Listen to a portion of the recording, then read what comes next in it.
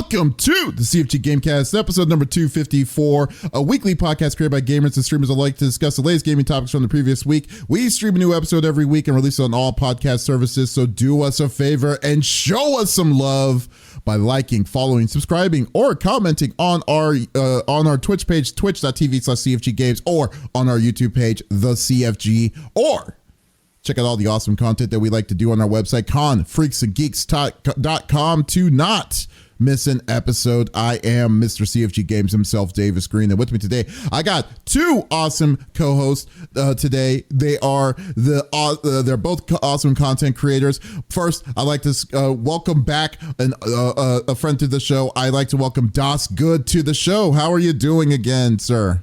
Doing very good, my friend. Thanks. Good to be here. Yes, that's awesome. I'm so glad. You know, I think it's the very first time. You know, it's funny. I've been like Lex is also here. Hi.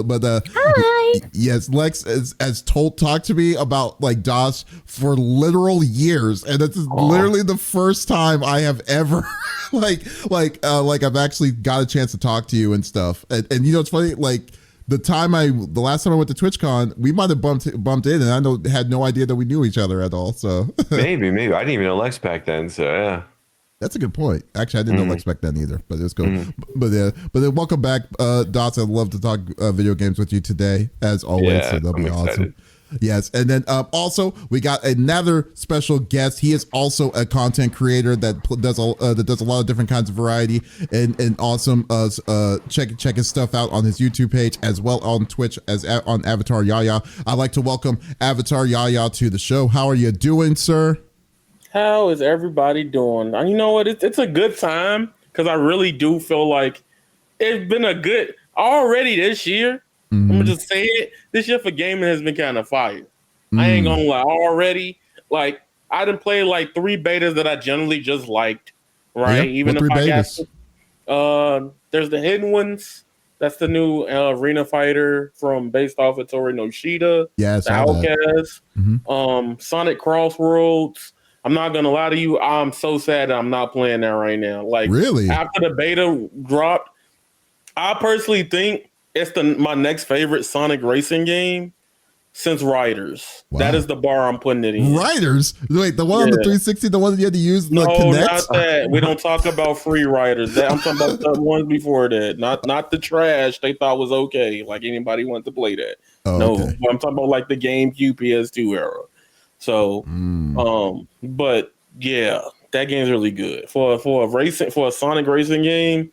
So far, it is like a little couple tweaks off from probably being one of the best multiplayer Sonic games we ever get. I'm not gonna lie to you. Like I have, like when I was watching people play the beta for that game, I was like, this feels like what a seizure would look like. Because there's so much stuff is happening. Yeah, like much, like you're just passing, then all of a sudden rings are coming out. Then it's like they're moving to different dimensions. I'm like, what is happening? That's why I said it's almost perfect because I feel like a little couple things they need to tweak is like obviously the item balancing, you know, and the chaoticness, but it's supposed to be mad arcadey anyway. At the same time, it's a little too much, but the driving mechanics of it is made by the team who produced Initial D games. You know what Initial D is? It's the racing anime, you know, car anime from Japan. 90s. Yeah, 90s. And yo, it feels so good to just play. Like literally,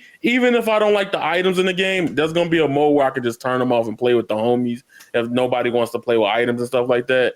And that's good enough. No, okay, right? so Outside of just balancing, it's pretty peak. That's cool. That's cool. Well, I'm willing to try it maybe and see. I'm not really a kart. Well, besides Mario Kart, but who isn't a Mario Kart fan? I mean, yeah.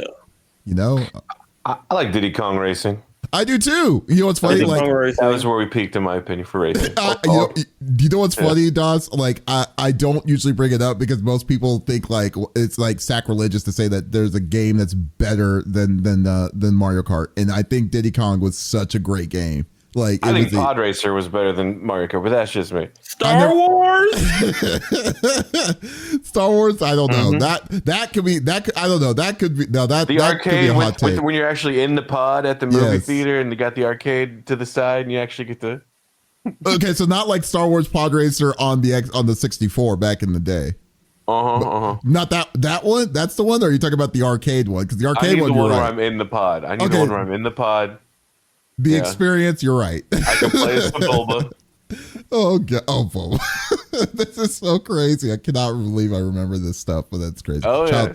Child of the 90s, clearly. But guys, also just wanted to let you know, we are definitely supporting we were less than a month away to be on Game On Expo in Phoenix, Arizona. It's going to be an awesome time. There's going to be some awesome people there. Lex, Smitty, and I are going to be attending. If you're wanting to join, we have a QR code on the overlay here, so just click, select on that and just put the code CFGG. You get a cool discount, and come greet us amongst the amazing things that are going to be at that event, which is going to be really fun. I just hope that the panel that we're going to do is going to be fun, because I'm excited. Yes, it's going to be just a reminder though. Mm-hmm. Don't pick me up, guys. That's like a huge thing people want to do, is pick me up because I'm little. I'm still goes human. to a con and do that? I mean, you know what? Never mind. I do, but I ask first. Yeah. Oh yeah, no, you ask permission, and that's different usually though. People ask me. I know. People ask me. Pick me up, yeah. Puppies. Like, can I lift you? I'm not just gonna go lifting people up. Oh yeah, but then again, nowadays, who knows what's going to happen? So it's crazy. So, but guys, I know y'all don't want to be talking about who can lift who and who can lift how many Lexes is going to happen. So let's go through the normal rigmarole that we like to do each and every week. So each of us chooses a topic, and you know what? I will change that up. So normally each of us chooses a topic of discussion in the world of video games that happened in the previous week, but unfortunately, this week has been pretty slow. And actually, you know what? That could be a good thing though too, because it's been like 0 to 60 this whole year so far. So, but so we're just gonna change it up a little bit. We're just going to be writing it up. We got two awesome guests, and we're just going to talk. We're going to be talking games as always. And if there's something that you're wanting to chime in about, or if you have a question, this is probably the best time, because we don't usually. This is going to be a pretty good riff of what we normally like to do. So just type it inside the chat. Lex is here in the back that will be able to moderate it, and just if she sees anything cool, she'll definitely let us know. Or you could just chime in and she'll chime in and go from there. So let us get this going. So earlier I was actually thinking about Monster Hunter. Now Monster Hunter is in my mind now. So and I just found out that all three of us play it. And just wondering though, like, you said, so Avatar, you said your first Monster Hunter was Monster Hunter Freedom Unite, right? Yes. Okay, and then is this your first one too? Is this your first Monster Hunter that you messed with, DOS, or? So I downloaded, actually, it's funny you mentioned Freedom Unite on the PSP, because I downloaded like a PSP emulator on one of my old phones, and I tried Freedom Unite a little bit. It did not play very well in the emulator. And then I actually played like an hour of World. It was World the last one, yeah? Yeah, the World was the last big one. So I played like an hour of that one, and I'll tell you what, I thought I was done with that series, because the monsters, when you would like injure them and they would like run away, they were like too realistic for me, because they would like limp and like whimper and stuff, and I'm like a big softie for animals, and so like I just like I couldn't play any more of that game. I felt so bad for the monsters, dude. And so I was like, I'm not gonna play this new Monster Hunter. I don't know. And I don't know what it is, but fuck these monsters. My cat needs armor. My cat needs drip. I am more than fine to murder these. I don't know if they just look more evil. I don't know if it's because like the cutscenes are so long that I'm like, all right, I just gotta kill something. Like let me get to killing something. I don't know what it is, but I'm more than happy to chop these things up and eat them and make armor out of them. So do you know what it is though? I think I know what it is. You found something more to love, and that's your cat. Yeah, absolutely. Yeah. I'm totally fine. And I think I don't know if you could customize your palico in the last game. I didn't have a cat last game either. Yeah, okay, you could customize. Oh, I didn't have a cat back then. The last game before this one was Rise, and then it was World. Oh, okay. So I forgot Rise came out in between there. To be fair though, Rise, I don't consider it to be a full direct sequel itself, because Rise was kind of like a half step, but there was a lot. I mean, don't get me wrong, there was a couple of new monsters, but the majority was a recycled set of monsters throughout its history. From it, and it was it was initially released on the Switch, so most of it really wasn't like to the capacity of what World was, in my opinion, and then to now, and it's not even a candle to what it is now. The one thing that Rise did have was a grappling hook that allowed you to like move around a lot, but like that's debatable. That's okay. debatable. What? That's debatable because like was it not that navigable? No, because like right now the common. It depends on who you ask about Monster Hunter. Mm-hmm. And like with Wilds, a lot of people feel like the game is safe because Rise was crazy with the wire bug, right? Was it like ODM gear? It can be. Pretty much like that, right? Like you had certain things that you can just skip over with the wire bug, or like you could pull yourself up and dunk the monster down. Like that was different combos. There was a lot of different things you could have done. Yeah. It was very versatile for the wire ability. I think what Wilds does amazing, because at first I was like, I don't know, y'all. This might not be it. And then I got to the part of the story where it's like, you get 2 weapons now. I was like, oh, that's dope, because now it lets me experiment different blade combos, weapon combos, and it helps me help out the team. Like if I'm playing with new people, like I've helped so many people in the last reason why I haven't beat the story mode. I've helped like 4 or 5 of my friends that just are terrified of spiders. And the arachnophobia mode doesn't cover the tail or the other limbs because it wouldn't work for Monster Hunter, because like certain limbs give you certain pieces and you need to be able to target those. Right. So I've been helping them do that. And I've realized like, okay, if they're terrified of this, how can I get past with this? Well, I need to knock them down, so I play the hunting horn, and I stack above it, and I just clear them to keep stacking the knockdowns with the bow. I'm primarily bow user. Then I found out I like the bow gun, but I don't know. I think both games, they're both amazing. Yeah, I just think visually, Wilds clears like that. Yeah, if I sound negative about Rise, I'm not. It's just that you're not. I get what you mean though.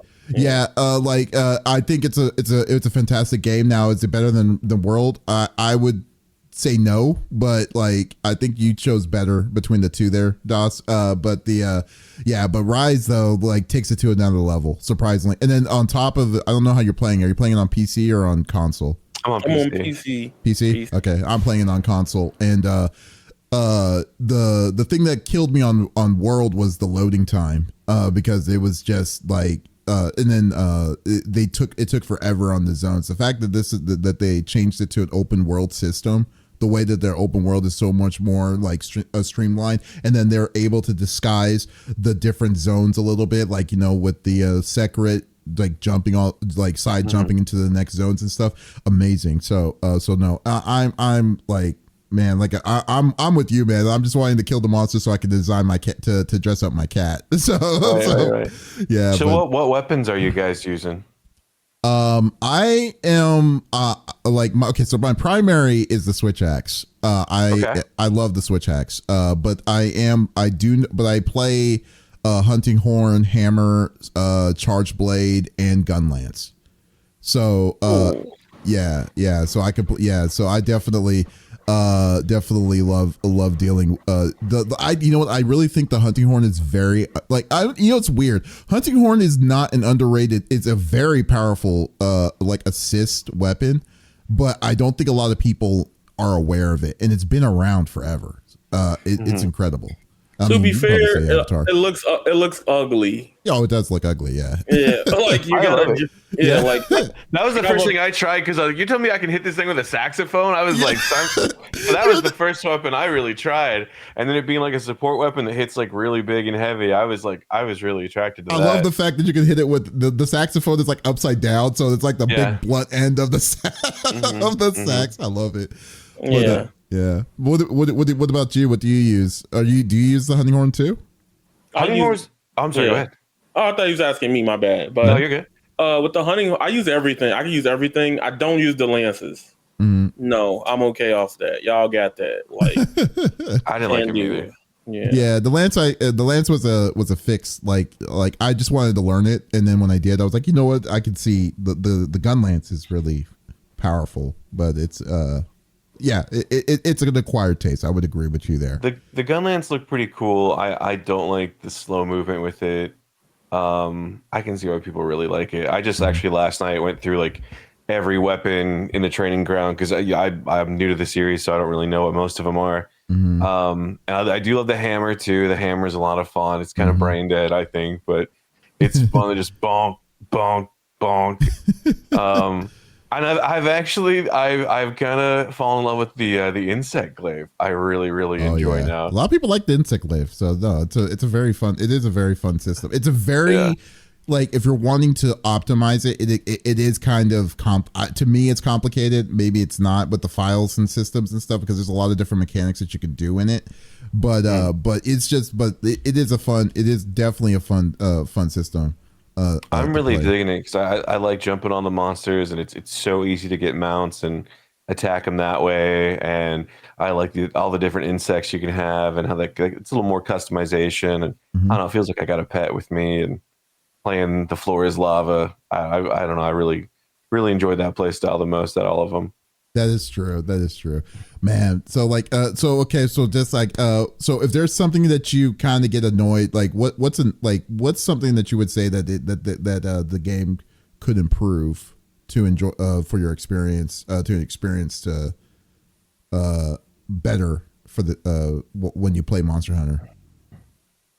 Cutscenes could be a little bit, just move a little bit faster, for sure. To keep my attention, they could explain a lot of things better because like there's a lot of things with the weapons like I did not know unless I looked them up, especially with the insect glaive. Like there's or I mean I guess they're like in the game files, but you really have to go digging for it. There's not like a good sort of tutorial on all the ins and outs of each individual weapon. And I've just been watching videos today on the insect glaive, and there's so much I've learned that if it's in the game files, like I did not realize how to get there and how to look those up. You know what's funny about it? The history of Monster Hunter. Theoretically, like World is the first one I would say that actually gave you a tutorial, like a theoretical tutorial of how to use the weapon. Because the original ones, and I'm pretty sure Avatar can back on this though too. The original ones was like, okay, here's your weapon, have fun. They don't even tell you anything. They just had to figure it out, and then all it was literally what it is. You're just hunting monsters. There was no story. You just had to go and just say, hey, we're just going to fight. So in that sense, I think that they're still trying to get their run, the understanding to make it to be like, we want to make it hard. We want to make people like explore, but at the same time, we don't want to just give it to the player initially. They'll eventually figure it out. So I still think that they're messing with that balance, that balance in it. Yeah, I think the big thing about Capcom right now is a lot of stuff in Wilds can be annoying to navigate because this is their first time doing crossplay. So a lot of the menus are like extra or maybe like more annoying to read to get through. I know that's a big thing with Wilds, like doing multiplayer for some people for the first time. It can be very annoying and obnoxious. You don't even want to deal with it. But I will say the tutorials of the games, like there was never really a strong tutorial really, which is why I like the story mode because it just helps you refresh something. Because I feel like once you beat the story mode, all right, bro, if you're trash, you didn't pay attention. Go ahead and do the boss again. That's how Monster Hunter teaches you. But back then, Monster Hunter just literally was like, oh, you do got a training area. They want you to get used to learn how to use your weapon. And the game has gotten better from the jump, like gotten better describing the combos and what they can do at least. So. That's a good point. Yeah, I totally agree. It's funny to me. Like I love playing this game with people. Like this is one of the very seldom games that I like playing with other people because I usually hate playing online because just like to talk to folks. I mean, you know what? I play online, but I like not talking to people online because it just gets too crazy. Hence Marvel Rivals, folks, if you all understand what I mean. And, basically any BR or any of that nonsense. But anyways, I digress. The one thing I really hate is the amount of the process for you to just go online and play with other people sometimes, like, or your friends. Like, you have to, it's weird. Like you have to go into a link. Well, if you're wanting to play with your friend, you can go into a thing what's called link a member or whatever.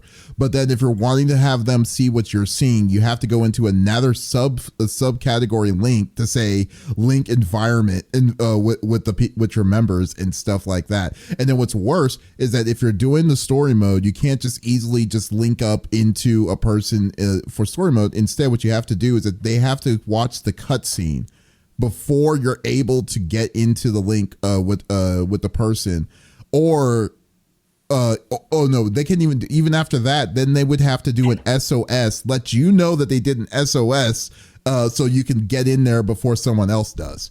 Which is it's a little convoluted, yeah, it is ridiculously convoluted, and I've always wondered why is it so hard for them to do that, but I'm sure they're trying to go to someone's Animal Crossing island or something. That's exactly. Oh yeah, please use your island put in my code. 16-digit friend code, then wait for me to get to my island. Yeah. Now you can come over.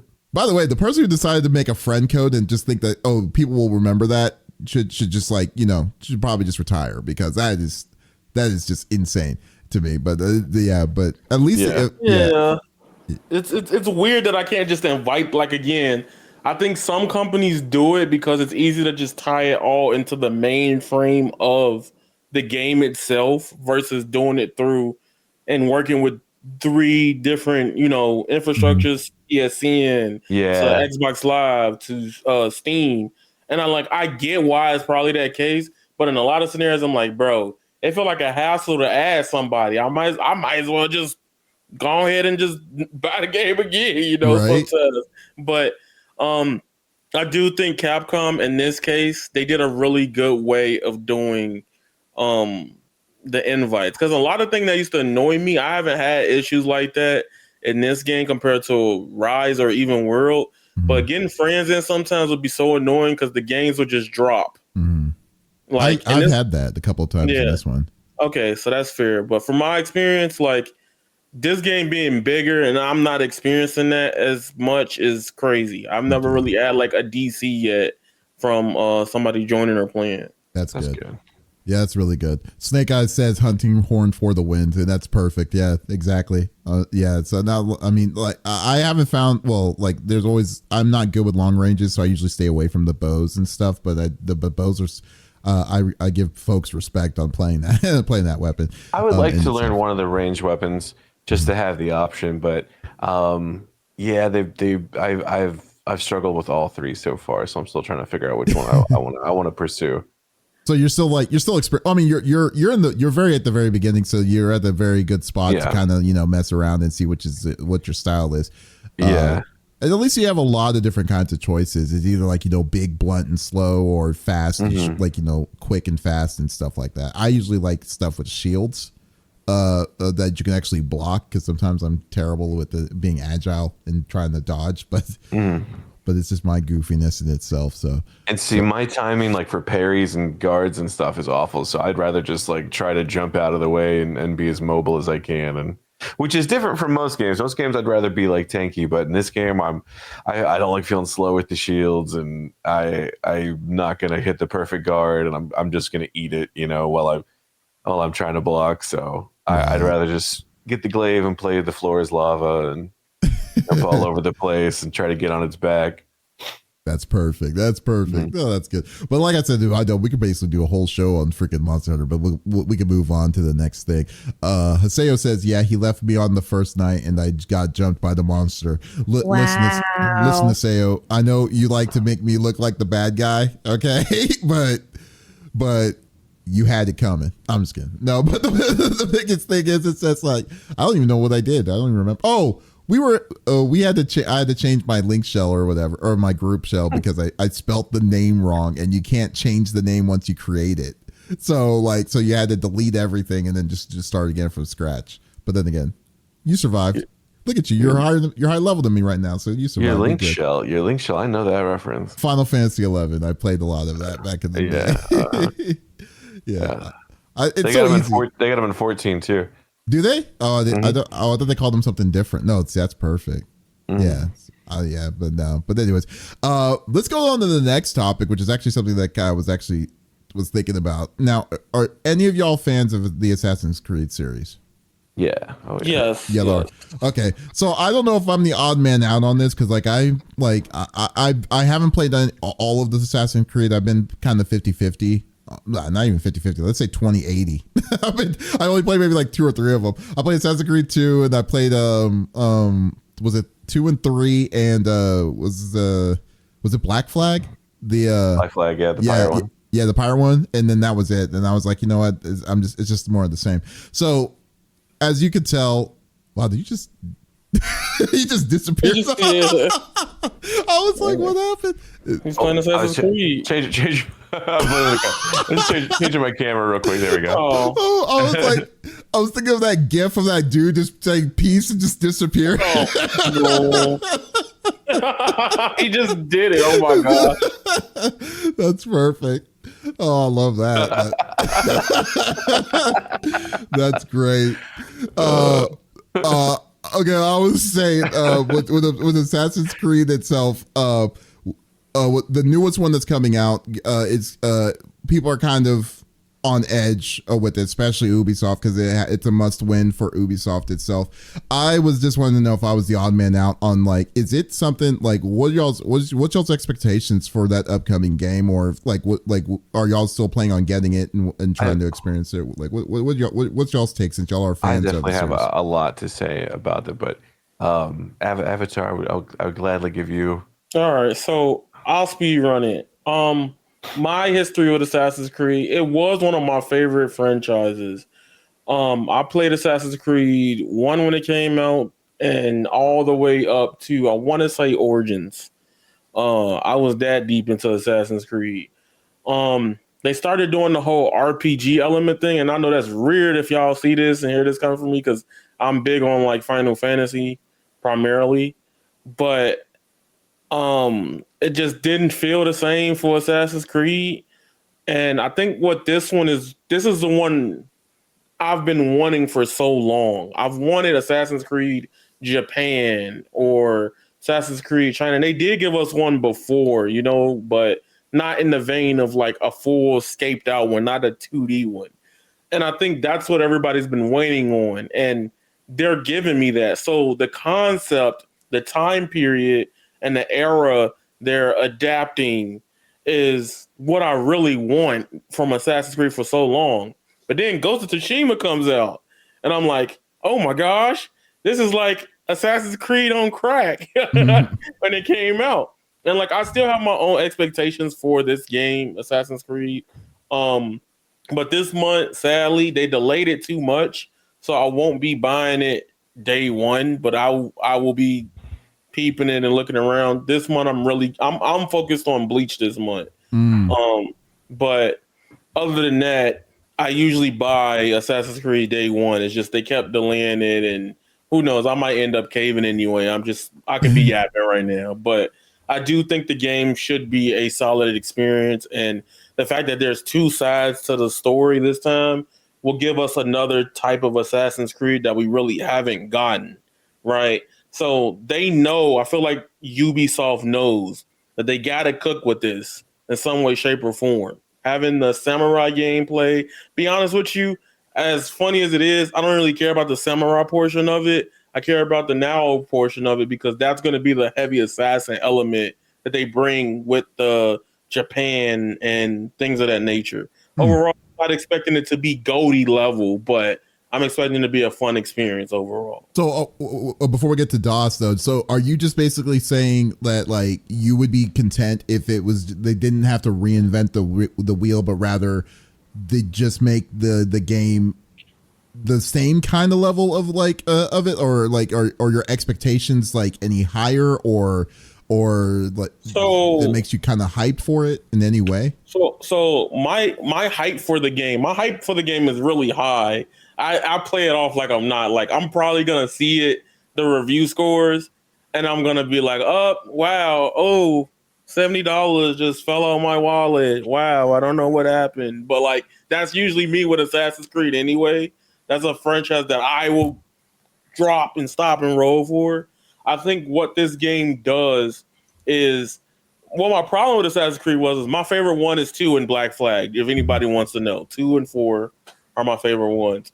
But what it does for me is that it shows that Assassin's Creed can be more layered than it normally is. And I wrote off some of the Assassin's Creed after Origins. Odyssey was like okay-ish. Valhalla, I was like, yeah, I'm probably done with the series right now. That's the one I ain't like. I couldn't do Valhalla. Oh, okay. But I think Assassin's Creed changed its formula too much, where it was doing this RPG elements, and there was segments where like getting the assassins kills wasn't always just kills. Like enemies wouldn't just die, and it felt like you had to play the game differently. Assassin's Creed, I want to say after like Origins a little bit, even in Origins, I believe you couldn't progress if you were a certain level. So now you have to go stop playing the main game to go grind for so many levels or so points before you could go back into it. It was a mess, personally. And I feel like that's where a lot of people feel so distraught with it. And they brought Mirage. Mirage was pretty solid for what it was, in my opinion, but it wasn't nothing revolutionary for a type of reboot or return to form. So I'm hyped for it. I just literally I'm buying it because I see Japan and Samurai. That's honest. That's the honest truth. Like I'm not gonna like that's fair. Sit there and get it. Yeah. Okay. What about you, Das? What's your take? So I didn't play the first one. I watched it a lot. My friend was playing it. That made me want to get 2, and I think 2 and it's Companions, Brotherhood, Revelations. I think that's like some peak Assassin's Creed right there, as what's called the Ezio Chronicles, because you're playing the Italian guy, Ezio Direttore de Firenze, and it's so good. The story is amazing. The gameplay is just peak. It's a lot of fun. I really like 3 too, because 3's kind of like the black sheep of the series, because it wasn't quite as good as 2. And I think we can all kind of agree on that. The main character is just not quite as interesting.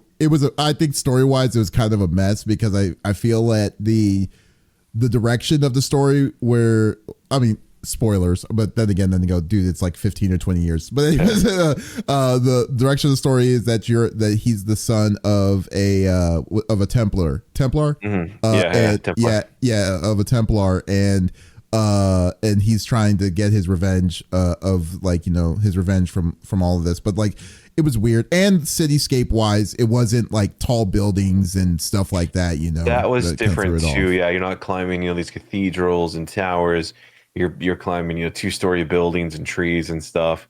But it's like really Spider-Man being relocated to Boston or something, Yeah, you can't do anything. Or Cleveland, I don't know. And but I still really like the setting. I think the Revolutionary War is super interesting. So, and it's fun, killing redcoats and stuff, and fighting the British and all this, and using muskets and stuff like that. So it still holds a nice place in my heart. Mm-hmm. And then Black Flag was incredible. Black Flag was huge. Sailing is so much fun. All the ship combat, all the characters were really charming. The story was good. And I actually really liked Rogue too, which is like this Black Flag spin-off where you play a Templar, and that was pretty fun too, in my opinion. And that's kind of the last time I really got into the series. I would love to play Syndicate and Unity sometime. They look cool.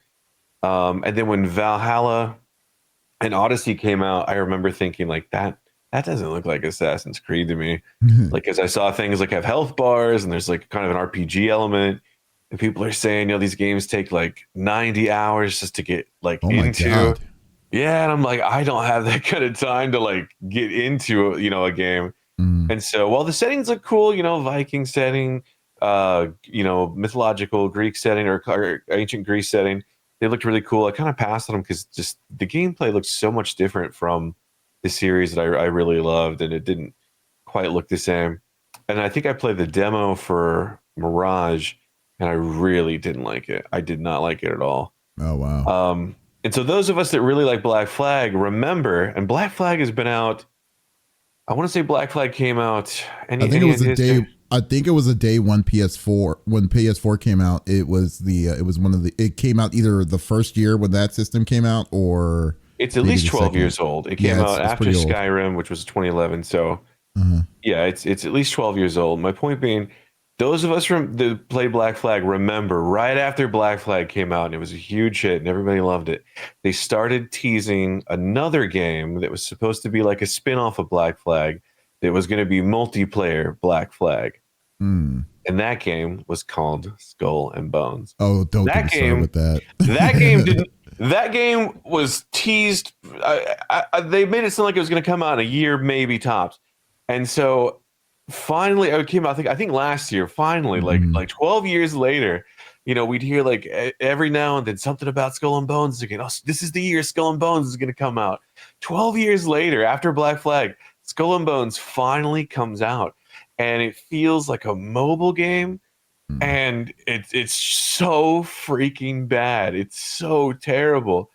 And so put a pin in that. Going back to what is the new Assassin's Creed Shadows. Japan? Shadows. Okay. Yeah. I've just become Assassin's Creed Japan. Assassin's Creed Japan. So of course, in Assassin's Creed, you go to ancient Greece and you're in Viking times and Italy, but as an assassin, people are always like, when do we get to be a ninja? When do we get to be a samurai? Like that's always been like the number one, where's Assassin's Creed going to go next? Please make it Japan, please make it China, something like that.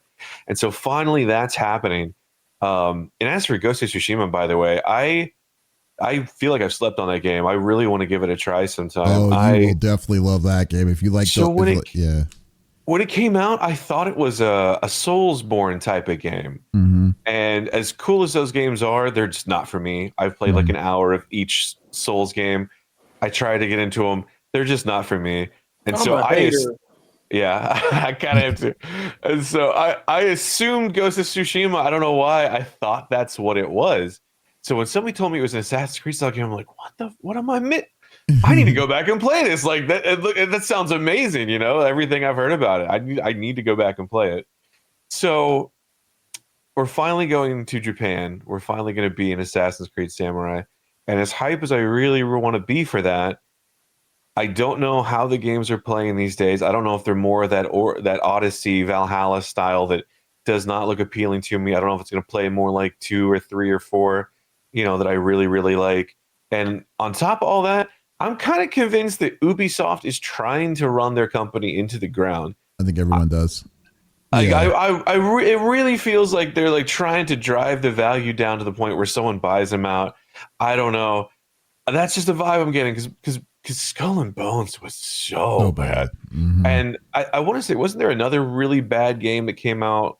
The most recent one that was a failure for them was Star Wars. Can't remember the name of it, but it was the one that was supposed to be like Star Wars Overwatch.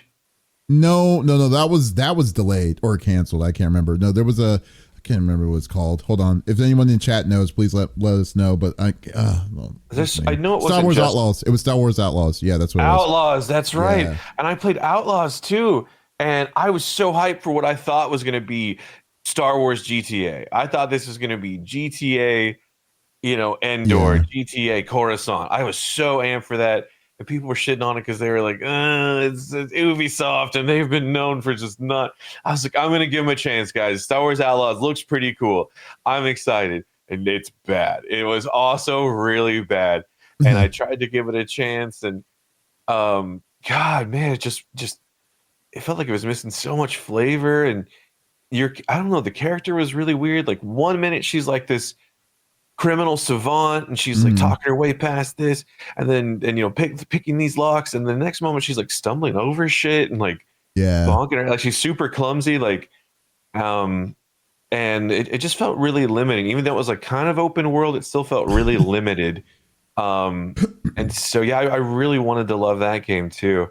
And so after Skull and Bones, after Outlaws, it's hard for me to get hype about Shadows and expect it to be a good game and a good experience when everything I've seen so far is telling me like. I mean, it makes sense. I mean, just by the natural things, it's not like you're expecting it to be like the shining savior when you're seeing that th've been consistently making they've been consistently making duds for a long time. Yeah. And the only good game that they'd had, in my opinion, was the new Prince of Persia game that came out last year, and it's an incredible 2D game.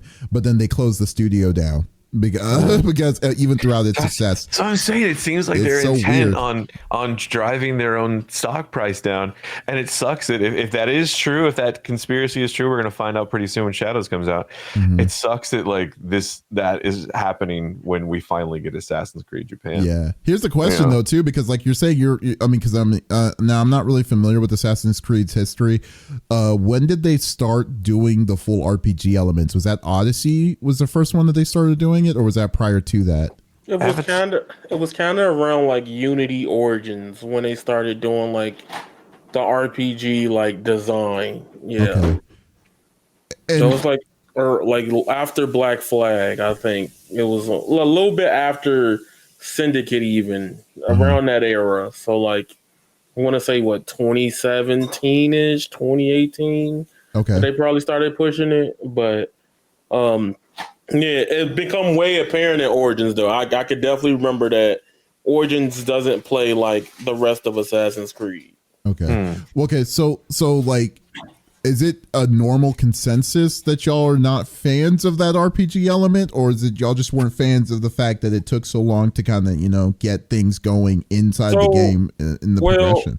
Well, the formula changed. So like, it's always going to be a divisive split in some areas. Well, like you could see some people talk about Assassin's Creed 9 and be like, this is mid. This is going to suck. They need to stop the RPG stuff. Some people love it. Some people don't, and that's a thing that I've always seen. Even if I see negativity of something, there's always a group of people that do love it. Well, not you, like you yourself itself. Oh, me personally, I don't hate the RPG elements. I don't want it in Assassin's Creed. Okay. I think that's the big thing that changes it for me, because it made the gameplay feel completely different. When you incorporate a whole new gameplay style to a series and it's not the main thing, right? It tends to like now annoy everybody, right? And for me, like, I like RPGs. My favorite games, one of my favorite games of all time is Final Fantasy VII. And in that case, when they add RPG elements, like it wants to be an action RPG. And like sometimes you can't just quick take down enemies. They'd be way stronger than you. And that's never been an Assassin's Creed thing, right? And me personally, I'm also not a person that's anti like the length of the game. The reason why the game is so long is because certain sections come out to be more grindy, right, than before. You can just go through it and have an experience of like, all right, this might be hard, but I can still beat it. Now the game is like, oh my gosh, you're a level 5 Pikachu and you're trying to fight the gym leader that's level 75 at the beginning of the thing. And it's like, why? And the game, I don't know. It's just really weird with like modern Assassin's Creed in a lot of areas. It's like, why are they doing this? Like, they're probably good games, but not for the fans that love those games. Okay, fair enough. What about you, Doss? What do you think? No, I agree. Yeah, it feels like it just, and I haven't played any of these RPG style ones, but it just looks like a shift in the fundamental gameplay elements that made Assassin's Creed like what it was and why I enjoyed it so much. And it's interesting you bring up Final Fantasy VII too, because I love Final Fantasy as well, and I've always been a big fan of the series, but I've struggled to get into some of the newer games because they have the active battle system, which doesn't look appealing to me compared to like the turn-based system, which I really prefer for an RPG, at least in Final Fantasy. Like Final Fantasy is turn-based to me, so it's hard for me to get into these newer games where it just doesn't feel like I'm playing Final Fantasy. Have you played 16? Like, have you messed with 16 before? I had not played 16 at all, no. See, like, I'm with you there because I love turn-based and I love job class systems. But, like, even though 16 isn't either of those, I think you would enjoy it by just the story. Like, alone. So I would give it a good, try to give it a good shot. I mean, and yeah, it does make me sad that they're, well, I'm pretty much convinced that Square just doesn't like turn-based anymore because if you've noticed, they haven't made a turn-based RPG, and we're not including I Dragon believe Quest. they've basically said that like that they feel like it's not as appealing to today's gamer, and they think like gamers today, like they don't have the attention span for it, or they find it more boring. Yeah, I think that's bullshit because when you see like metaphor. Baldur's Gate 3 was all turn-based. Yeah. I think the problem is Square Enix is probably realizing like they listen too much to the media. I think that's the problem. They listen to the reviews and they let that dictate the stigma of their games and stuff like that. And I think that's a huge problem in its own right, because you got like Persona, Metaphor, right? You got Like a Dragon is even like a technically turn-based though too. Yeah. And I think that's their whole stick right now. And I think they're probably looking off the cusp of like, all right, this is this, this is that. And I think Square Enix needs to do both again, because I thoroughly do enjoy the action RPG side for Final Fantasy, because it's still Final Fantasy at its core with its storytelling. Gameplay is when it gets divisive. Either you like it or you don't. But I do think with Square that they need to tackle both turn-based and the action RPG crowd, because Final Fantasy is such a diverse series compared to something like, Yakuza.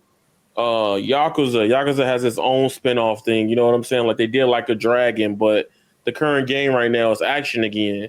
At least taking a risk with it again while all these other companies are coming out and doing it. I think what Square needs to do, I don't know if y'all know about this series, but if y'all know about like Trails in the Sky, it's one of the up and coming. Yeah, like they need to learn how to take an approach to their gameplay format where like it's like primarily turn based with a little bit of action elements in it as well. Yeah, but that way they've veered away from turn based for a long time. Like really, the last true turn based game that they've made that was like I would have to say Final Fantasy X was the last one, because like what happened, because 11 through 16 was never it's been over like 10 to 15 years already. Like it's been forever when this for a last Square game specifically. But I'm not including Dragon Quest, because Dragon Quest they'll never veer off of that way, because but that's really more on the Enix side of Square. But I just feel but anything that is turn-based isn't under the Square logo. It's under like Tokyo RPG or a different publisher that Square does own as a subsidiary. However, I just think that it's fine. They want to try to create something new and understand and change it and whatever, then so be it. But specifically for the Final Fantasy series, I just think that it's that and ever since when Hironobu Sakaguchi left Square, they just set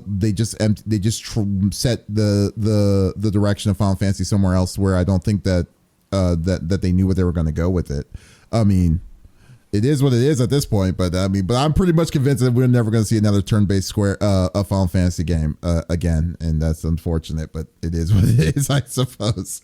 I know we kind of veered from Assassin's Creed to this, but let's go with we'll switch over to the final topic, and it's actually something interesting that I was actually wondering too, and since it's different places and different kind of gamers, we all know GTA 6 is going to get their money and then some, right? And I don't know, are y'all planning on getting that when that comes out? Go ahead, yeah. This is a hot take, and I'm on the fence of, I'm gonna bring up the context. If I don't see multiplayer day one, they can keep that shit. Real rap, like. My thing is, I grew up with GTA, and it's just fun that, like, for me, I feel like I've grown out of just the GTA phase of things. And like, literally, if I buy GTA now, I just want to do cheat codes. I don't care about the story and stuff like that. Even though GTA 4, in my opinion, has the best story, I just want to do cheat codes and blow up stuff, and I'm gonna turn it off. Right? So I'm spending $70 to just do something I'm gonna do for like an hour or two now. Yeah. Right. That's not gonna hold my attention in that way. At least with the multiplayer, and I was the type of family person that was like, you can't play GTA, yada yada. So I was hiding under the covers, playing it with the volume on like one, playing San Andreas and shit. And I was like, okay, I love these story modes, but outside of that, like, I just generally want to do cheat codes, flying cars, and blow stuff up, and shoot police, yada yada, that type of stuff, right? In GTA. And when the multiplayer came out for 5, I had so much fun playing the multiplayer because it felt like I was doing the stuff what I do by myself with friends. And that added a whole other layer to the game that I really want from it.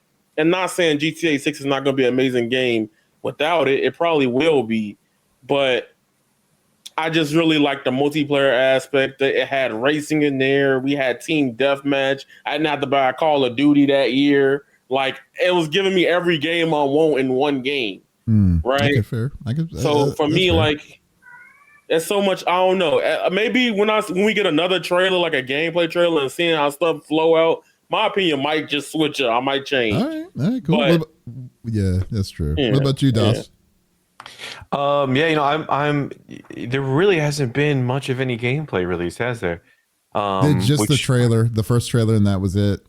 Yeah, and that kind of makes me concerned about whether or not it's even going to be released when they say it is, and it's been delayed for so long. Like, I don't even know if I'm confident it's going to come out this year.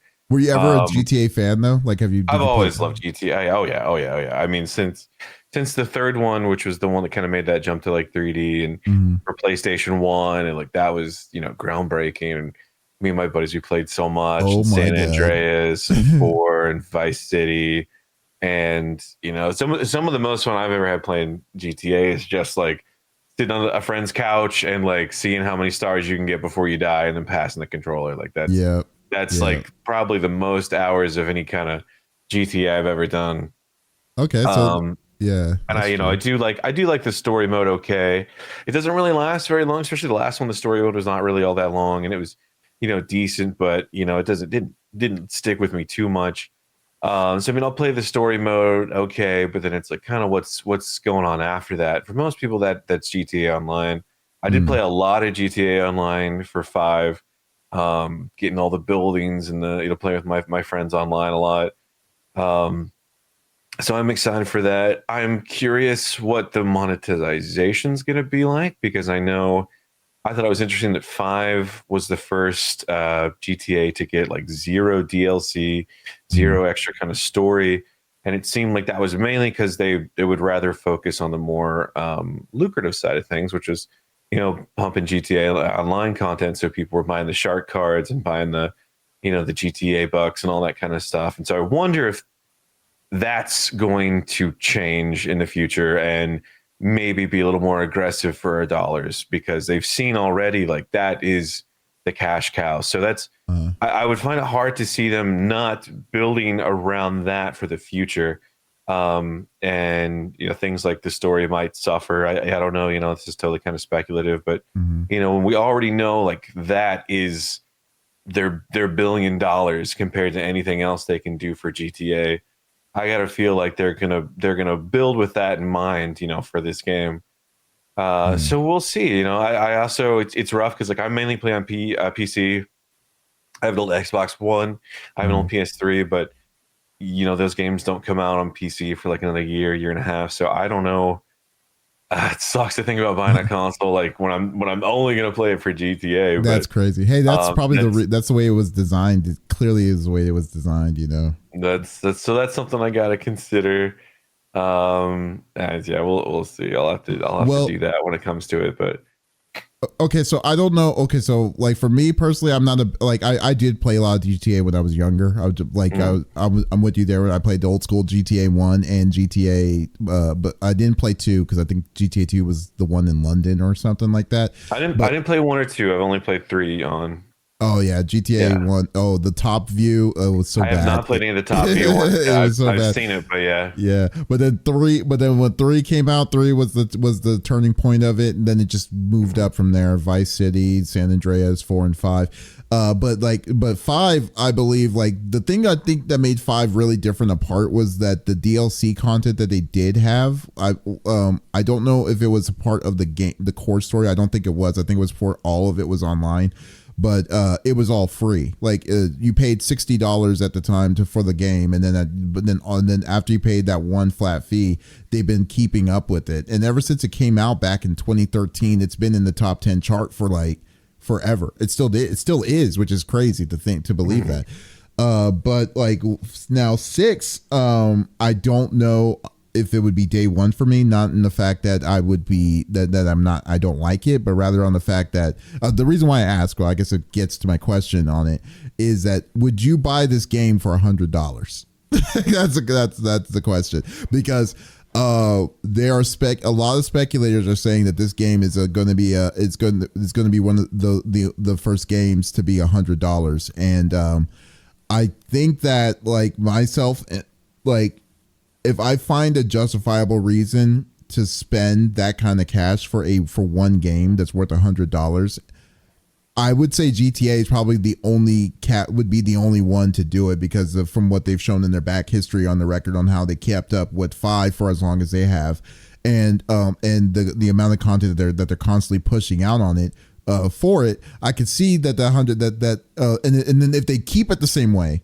mind you, of like saying that, like, besides the monetization, which is the big fear, is that you're going to monetize and then charge $100 is a scary thing. But the way that they did it in 5 was actually pretty fair for the most part. It was all, the DLC was free. They kept on keeping up with new content in it. You don't have to do anything specifically different to it, and then they just kept up with the maintenance of the game itself. So in that aspect, I would be like, yes. The thing that I'm worried about is that once other companies see the success of that, which that GTA, if any company, that's the outlier to be getting away with that $100. Everyone else is going to be doing it, which is and scary. It doesn't matter if they're making like a GTA level game or not. Like at that point, like they're just gonna make whatever game they're cranking out $100. I'm not going to pay $100 for a game. I definitely spent $100 on games before that I've liked, and I like, online stuff like that, but I'm not spending $100 for GTA if only just to like vote with my wallet and wait for it to come down and just let them know, like, I don't support that. I'm not going to do that because I don't want to see. Yeah, I don't want to see that. Yeah. I mean that's what sucks is like, we really have no idea how it's going to be. Like, this might be the first GTA that kind of sucks. Like, I mean, paying $100 for a game just because it's got that reputation and a lot of hype built around it. I just don't think that is a good precedent to set, because like I said, they're going to start charging that much for like whatever games they can. It doesn't matter if it's going to be something that has GTA level hype and GTA level, what it brings to the table. I think that sets a very bad precedent too. Because now some companies are going to try to charge games. Let's say hypothetically they do that. Some companies will try to charge $100 for games, and then some games will feel bloated, and they're going to try to start making them longer for no reason. And like, I'm perfectly fine with length of video games. Like, my experience is my experience, and I pay for my experience. Mm-hmm. I don't care if a game is 10 hours. I play Xenoblade, right? I'm okay with 100-hour games. Like, it's fine. Like my thought process with long games is I'm not trying to play it every day. Like, I take an hour to play it one day or 2 hours that day. I don't have nothing to do that day. I'm finna game out. So I'm fine with that. But when it comes to some companies, they're going to try to leverage it as $100 game. And in my head, it's like, it's already $100 in a lot of cases, right? If you play certain games, I come from fighting games, right? And I don't have a problem with this at all personally, because I know I'm more of a competitor. So buying the DLC for those games, right, I'm going to buy them anyway because I need to practice and get that experience against those said characters and matchups. So for me, I don't hate it like that. But like $70 game, then the season's pass of content, which if I waited later, I'm going to end up spending like $35, $40. More than just paying the $25 extra bucks for it. But it's like causing $100 and then probably trying to charge DLC on top of it is insane. Because if your game's not good, I wouldn't even want to pay for that anyway. That's like only like I'll be honest, there's like 3 games on top of my head that I'll probably like spend the money for, but I need them. Like they're retro, they're older games, and that's what I want, right? Like, for example, a copy of Super Smash Bros. Melee, I would drop the $100 for it because I really want that type of vintage thing on me and showcased in the cabinet in another part of my place. But a whole different discussion, right? And I would get so pissed off if I see GTA getting bought for $100, but all these other games people was complaining about before this were probably more features. Like, I don't want to play that. Well, you know what? I would say like this though, because like, don't get me wrong. I'm in the same boat. I don't think that I would pay $100 for it. But yeah. I'm just saying, if any game that comes, and the reason why I wouldn't do it is not besides the fact that it's $100, but also the fact that I think the president is going to be there, and then people think that that's going to be the cash cow for other, or the justification for other companies to do it, and and then how fragile the gaming right now is as a business is.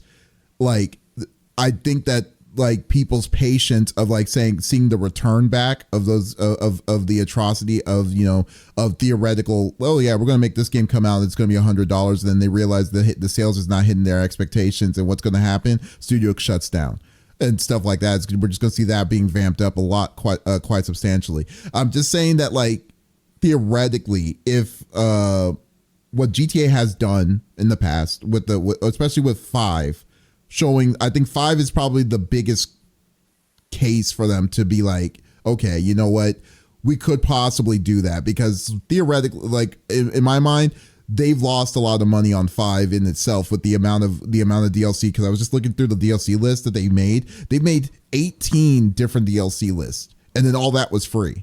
Like, there was no cosmetics. The cosmetic side was really the mods that modders did for the game on PC itself, and stuff like that. So to say that they would want to have the justification saying we're going to give you $100, I could see why they're thinking they would think that in the first place, because 18 DLCs alone is, and then giving it as free content is a lot of money and a lot of time in itself. And I can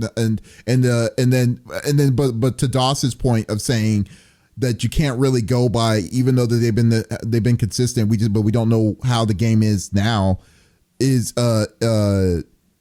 like, it's a very good is a good reason why you wouldn't want to do it.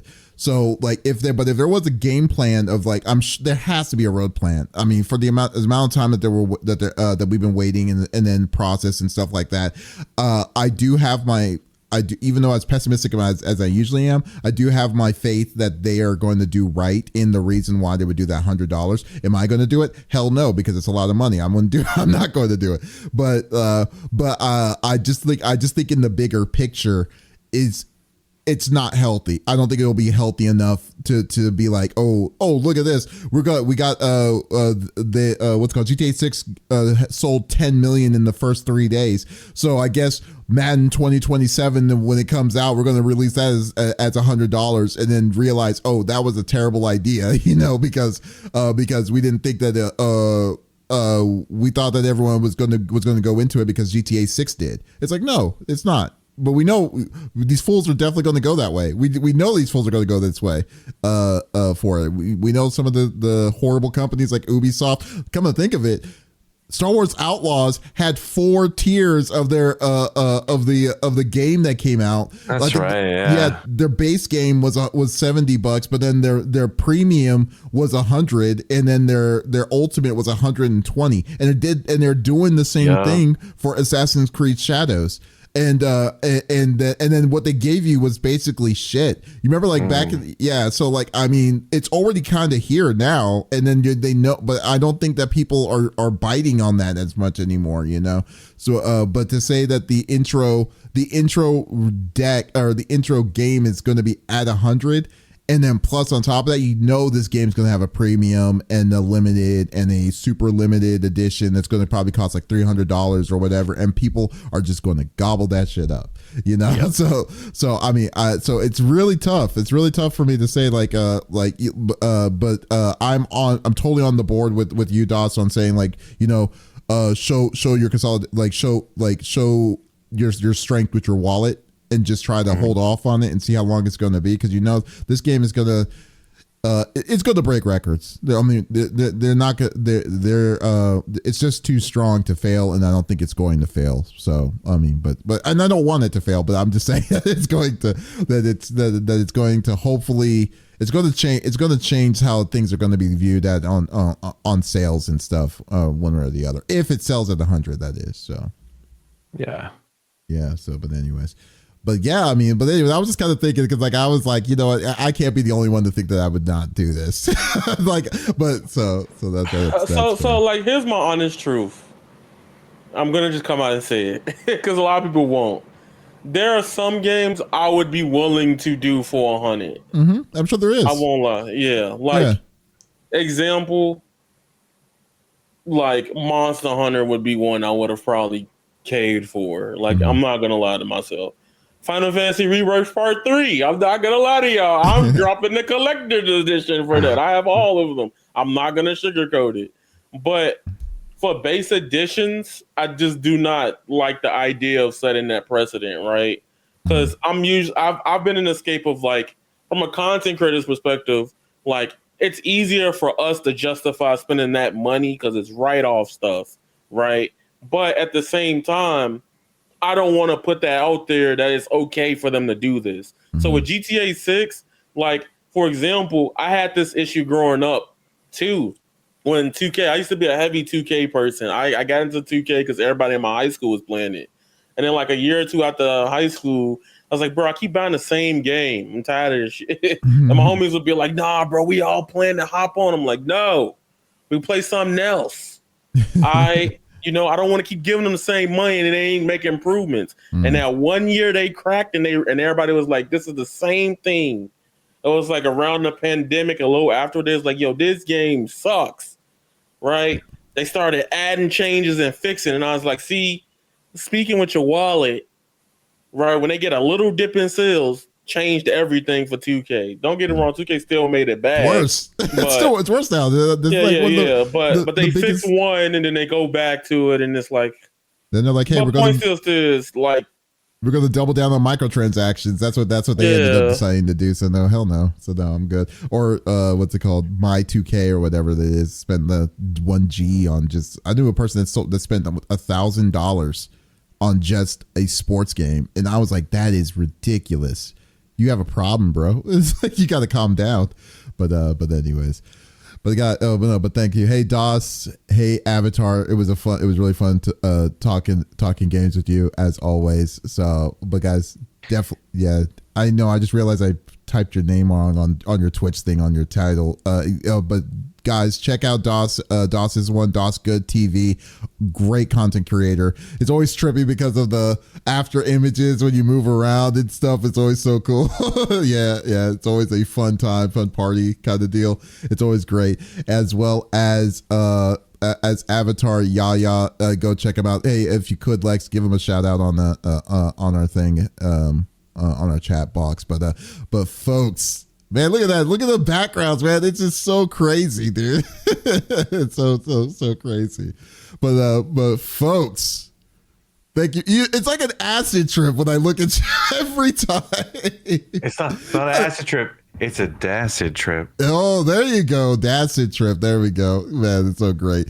Hey, but folks, thank you for calling. Thank you for watching and listening on CFG Game Cast episode number 254. Thank you for being a part of the conversation. As always, we will be back again next week with a whole new set of different topics. I believe Lex and I'm sorry, not Lex, but Smitty and Pop will be back as well. But if you did miss out on this episode, that is perfectly all right. We release it on all podcast services at the beginning of each and every week, so there's absolutely no reason to miss out on all sexy voices. Yes, guys, be sure to check us out on our website, confreaksgeeks.com. Some awesome content, and also go to the Game On Expo in Phoenix, Arizona to come see us and say hello.